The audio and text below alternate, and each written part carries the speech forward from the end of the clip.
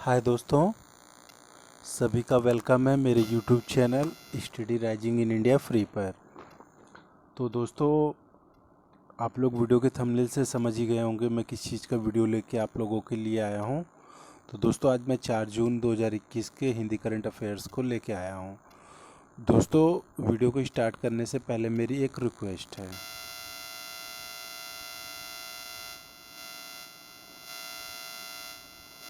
दोस्तों, आप लोग वीडियो को लाइक कर दीजिए, चैनल को सब्सक्राइब कर दीजिए और घंटी वाले बटन को प्रेस कर दीजिए, जिससे आने वाली अपकमिंग वीडियो की नोटिफिकेशन आप लोगों को मिल सके। तो चलिए दोस्तों, वीडियो को बिना देर किए हुए स्टार्ट कर देते हैं।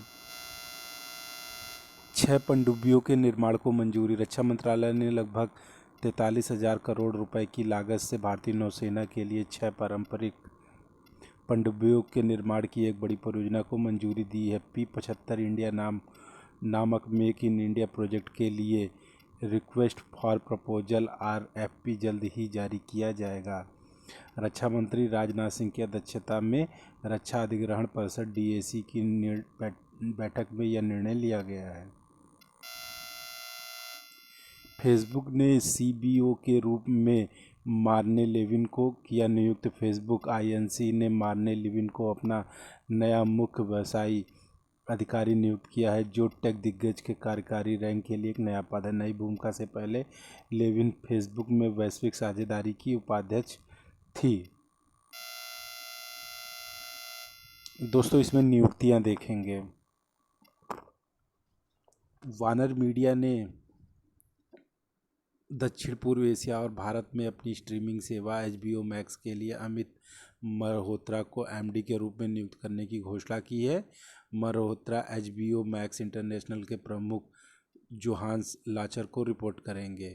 कार्लो एंसेलोटी एक कोच के रूप में फिर से रियल मैड्रिड से जुड़ गए हैं। वे एवर्टन से इसमें शामिल हुए हैं। वह इससे पहले 2013 और 2015 के बीच मैड्रिड स्थित क्लब के प्रभारी थे। RBI ने की 1.2 ट्रिलियन के GSAP 2.0 की घोषणा। RBI गवर्नर शक्तिकांत दास ने कार्यक्रम के अनुसार 1.2 लाख करोड़ के बॉन्ड खरीद कार्यक्रम की दूसरी किस्त की घोषणा की है। दोस्तों, यूनाइटेड एयरलाइंस लॉन्च करेगी सुपरसोनिक जेट। यूनाइटेड एयरलाइंस ने एयरलाइन स्टार्टअप बूम सुपरसोनिक से 15 विमानों को खरीदने की योजना की घोषणा की है, जो 2003 में कॉर्ड के बंद होने के बाद हवाई यात्रा के उच्च गति वाले रूप को पुनर्जीवित कर सकता है। RBI ने अपरिवर्तित रखी नीति रेपो दर। कोविड-19 अनिश्चितता और मुद्रास्फीति की आशंका के बीच RBI ने बेंचमार्क ब्याज दरों को अपरिवर्तित रखा। चालू वित्त वर्ष के लिए अनुमानित सकल घरेलू उत्पाद वृद्धि दर 9.5% होगा। RBI ने लगातार छठी बार रेपो रेट को 4.25% पर अपरिवर्तित रखा है। डॉक्टर पैट्रिक अमोट WHO कार्यकारी बोर्ड के अध्यक्ष। स्वास्थ्य के लिए कार्यवाहक महानिदेशक डॉक्टर पैट्रिक अमोट को विश्व स्वास्थ्य संगठन के कार्यकारी बोर्ड का अध्यक्ष चुना गया है। दोस्तों, जम्मू कश्मीर ने गो एयर के साथ समझौता किया। जम्मू कश्मीर सरकार ने देश भर में विभिन्न गंतव्यों के लिए खराब होने वाली बागवानी और कृषि उपज के परिवहन के लिए एक निजी एयरलाइंस के साथ समझौता ज्ञापन पर हस्ताक्षर किए। समझौते के तहत एयरलाइंस जम्मू और श्रीनगर से दिल्ली, पुणे, चेन्नई, कोलकाता और बेंगलुरु तक खराब होने वाली फसलों की उपज के लिए क्रमशः 24 रुपये, 34 रुपये, 47 रुपये और 48 रुपये और 50 रुपये का शुल्क लेगी।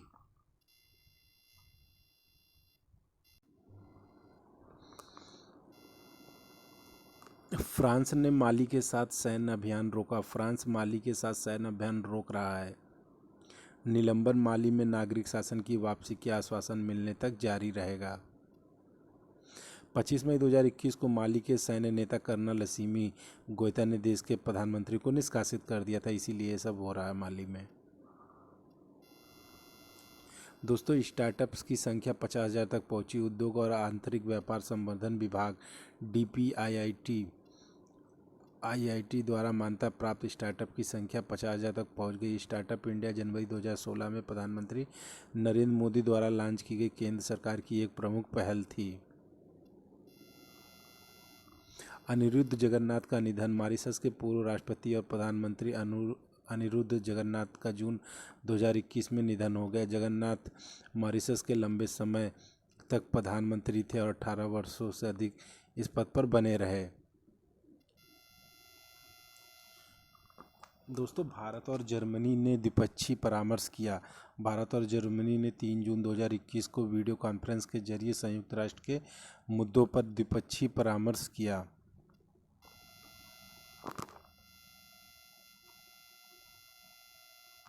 एनसीएसएम ने विज्ञान संग्रहालय समूह के साथ सहयोग किया। भारत का विज्ञान संग्रहालय परिषद हंट फॉर द वैक्सीन नाम की एक अंतर्राष्ट्रीय यात्रा प्रदर्शनी के लिए विज्ञान संग्रहालय समूह लंदन के साथ सहयोग कर रहा है। प्रदर्शनी का उद्घाटन नवंबर 2022 में दिल्ली में होगा। टेट प्रमाण पत्र की वैधता अवधि बढ़ाई गई। सरकार ने शिक्षक पात्रता परीक्षा टेट योग्यता प्रमाण पत्र की वैधता अवधि को 7 साल से बढ़ाकर आजीवन करने का फैसला किया। इसे वर्ष 2011 में पूर्वव्यापी प्रभाव से लागू किया था। रक्षा मंत्रालय ने एक अनुबंध पर हस्ताक्षर किए। रक्षा मंत्रालय ने भारतीय नौसेना और भारतीय तटरक्षक बल के लिए मोनोपल सेकेंडरी सर्विलांस रडार के साथ 11 एयरपोर्ट सर्विलांस रडार की खरीद के लिए Mahindra telephonics integrated system limited Mumbai के साथ एक अनुबंध पर हस्ताक्षर किए हैं। टेरी का विश्व सतत विकास शिखर सम्मेलन पर्यावरण वन और जलवायु परिवर्तन मंत्री प्रकाश जावड़ेकर ने 4 जून 2021 को टेरी के विश्व सतत विकास शिखर सम्मेलन को संबोधित किया। उन्होंने बताया कि देश में विभिन्न कारणों से पानी की उपलब्धता लगातार कम हो रही है। के जेमिसन न्यूजीलैंड के cricketer of the year. New Zealand के ऑलराउंडर काइल जेमिसन को गेमर्स कैप के 2021 संस्करण से सम्मानित किया गया है। गेमर्स कैप एक पुरस्कार है जो खिलाड़ी को दिया जाता है जिससे खिलाड़ियों और सहयोगी स्टाफ द्वारा क्रिकेटर ऑफ द ईयर चुना गया है। आईआईटी हैदराबाद ने विकसित की ओरल एम्फोटेरिसिन बी। भारतीय प्रौद्योगिकी संस्थान आईआईटी हैदराबाद ने कोविड उपचार के बाद फंगल संक्रमण के उपचार के लिए एम्फोटेरिसिन बी की नैनो फाइबर आधारित ओरल गोलियां विकसित की हैं जिन्हें एएमबी कहा जाता है। ये काला ज्वर म्यूकोरमिकोसिस के संभावित उपचार के लिए एम्फोटेरिसिन बी की नैनो फाइबर ओरल गोलियां बनाने का यह पहला प्रयास था।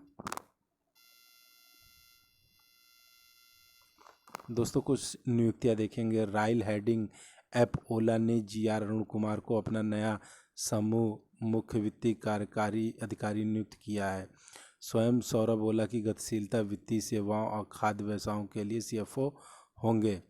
मुंबई के साथ 8 बार के रणजी चैंपियन अमोल मजूमदार को 2021-22 क्रिकेट सत्र के लिए मुंबई क्रिकेट टीम का कोच नियुक्त किया गया है। थावरचंद गहलोत शुरू करेंगे सैक परियोजना। सामाजिक न्याय अधिकारिता मंत्री थावरचंद गहलोत 4 जून 2021 को senior care ageing growth engine says परियोजना का शुभारंभ करेंगे। घुड़सवार एफ मिर्जा ने किया ओलंपिक के लिए क्वालिफाई। दक्ष घुड़सवार फवाद मिर्जा ने ओलंपिक खेलों के आयोजन में प्रतिस्पर्धा करने के लिए न्यूनतम पात्रता आवश्यकता एमईआर को पूरा किया है। 2018 एशियाई खेलों में एक डबल पदक विजेता फवाद मिर्जा आधिकारिक तौर पर 2000 सिडनी खेलों के बाद ओलंपिक के लिए क्वालिफाई करने वाले पहले भारतीय बने हैं।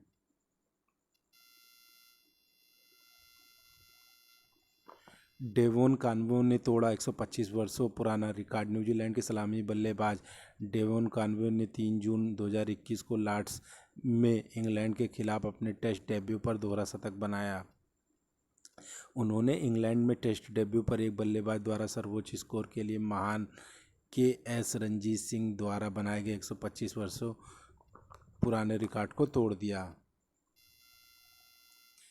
तोमर ने किया Indus best mega food park का उद्घाटन। केंद्रीय खाद्य प्रसंस्करण उद्योग मंत्री नरेंद्र सिंह तोमर ने 3 जून 2021 को छत्तीसगढ़ के रायपुर में Indus best mega food park का उद्घाटन किया।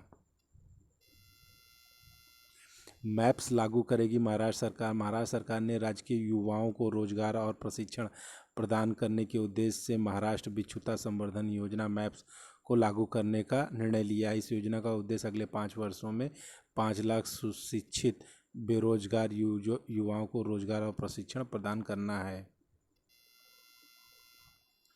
एडीबी और भारत ने किए ऋण समझौते पर हस्ताक्षर। एशियन डेवलपमेंट बैंक और भारत सरकार ने 3 जून 2021 को सिक्किम में प्रमुख जिला सड़कों के उन्नयन के लिए परियोजना की तैयारी और डिजाइन गतिविधियों का समर्थन करने के लिए एक ऋण समझौते पर हस्ताक्षर किए। यह 2.5 मिलियन अमेरिकी डॉलर का परियोजना तत्परता वित्त पोषण ऋण है।